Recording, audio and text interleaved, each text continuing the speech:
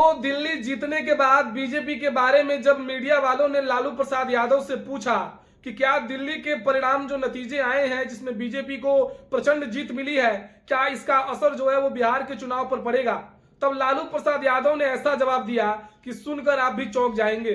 लालू प्रसाद यादव वही पुराने अंदाज में जिस तरीके से बयान दिए हैं उसके बारे में खूब चर्चा हो रही है। तो आज हम इस वीडियो में यही चर्चा करने वाले हैं कि क्या भारतीय जनता पार्टी के दिल्ली जीत के बाद उसका असर बिहार में पड़ेगा, और ऐसा लालू प्रसाद यादव ने क्या कहा है कि मीडिया में लगातार इसकी चर्चा होने लगी है। तो उससे पहले आप मेरा नमस्कार स्वीकार कीजिए। मेरा नाम अनुराग दुबे है और आप जनता मंच देखना शुरू कर चुके हैं। दिल्ली में विधानसभा के चुनाव के बाद जो नतीजे सामने आए, अचानक पूरे देश के लोगों में एक अजब सा माहौल हो गया, क्योंकि अनएक्सपेक्टेड जीत थी बीजेपी के लिए, जहां बीजेपी ने इतनी बड़ी जीत को सोचा नहीं था और केजरीवाल ऐसे हार जाएंगे ये भी नहीं सोचे थे। 70 सीटों में से 48 सीटें भारतीय जनता पार्टी, 22 सीटें आम आदमी पार्टी, कांग्रेस 0 और अन्य 0। अब सोचिए इस तरीके के शानदार प्रदर्शन के बाद बीजेपी और उनके कार्यकर्ता सह उनके नेताओं का उत्साह किस तरीके से वर्धन हुआ होगा। और वही उत्साह के साथ साथ चाहती है बीजेपी कि वो बिहार में भी जाए और चाहती है कि बिहार में कुछ ऐसा बड़ा कारनामा किया जाए जहां बीजेपी सबसे बड़ी पार्टी बनकर बिहार में उभरे और जो मनाए वो करे, यानी अपना सिस्टम चला सके जिसमें मुख्यमंत्री उसका हो, विधानसभा में उसका स्पीकर हो। इस तरीके से जो बड़े सरकार में शासन है वो उनके हाथ में हो, जो उनका पद है वो भारतीय जनता पार्टी के हाथ में हो। कहीं ना कहीं से ये विचार रहा होगा।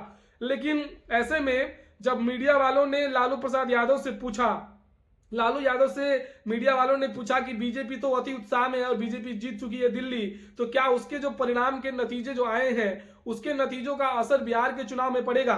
तब लालू प्रसाद यादव ने वही पुराने अंदाज में कहा कि जब तक हम हैं बिहार में, जब तक हम हैं तब तक बीजेपी तो कभी नहीं जीतने वाली। इस बात को आप सोच लीजिए और ये भी सोच लीजिए कि बीजेपी को जान चुकी है जनता, बीजेपी को जनता जान चुकी है और जब तक मैं हूं तब तक बिहार में बीजेपी को जीतने नहीं दूंगा, ऐसा लालू प्रसाद यादव ने मीडिया से कहा। उसके बाद से तमाम लोगों में चर्चा होने लगी कि लालू प्रसाद यादव वही पुराने अंदाज में आ गए हैं और लालू प्रसाद यादव ने बिहार विधानसभा के चुनाव को लेकर अभी से ही कमर कसना शुरू कर दिया है। जी हां, सभी पार्टियों की तैयारियां और सभी पार्टियों का फोकस अब बिहार के विधानसभा के चुनाव में है। बिहार के विधानसभा के चुनाव में इसलिए क्योंकि बिहार के विधानसभा चुनाव के नतीजे जो हैं वो महाराष्ट्र के चुनाव की तरह, वो दिल्ली के चुनाव की तरह सबको चौंकाएंगे भी और बिहार में कुछ ऐसा होगा जो शायद परिकल्पना नहीं किया जा सकता है। क्योंकि इस बार क्यों नीतीश कुमार के को लेकर जो एंटी इनकम्बेंसी का बात है, जो लगातार कुछ एक्सपर्ट्स ये बात कर रहे हैं कि अब सरकार के पुराने अंदाज से जिस तरीके से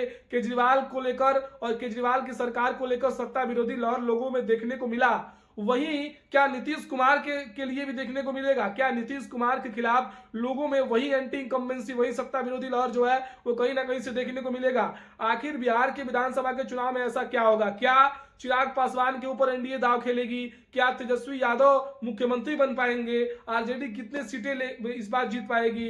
क्या फिर से बड़ी पार्टी आरजेडी बन पाएगी या फिर बड़ी पार्टी बनते हुए मुख्यमंत्री भी इस बार तेजस्वी यादव बनेंगे? ये सारे सवालों के गिर्द में और सारे सवालों के सेंटर के इर्द गिर्द बिहार का विधानसभा का चुनाव और बिहार में पार्टियों के तैयारियों का जो सिलसिला है वो सब होने वाला है। इसी साल चुनाव होने हैं और चुनाव को लेकर तमाम पार्टियों की सरगर्मियां भी अब तेज होने लगी हैं। वहीं पटना में अब होगा फिर से पोस्टर वार, जिस तरीके से पहले होता आया है।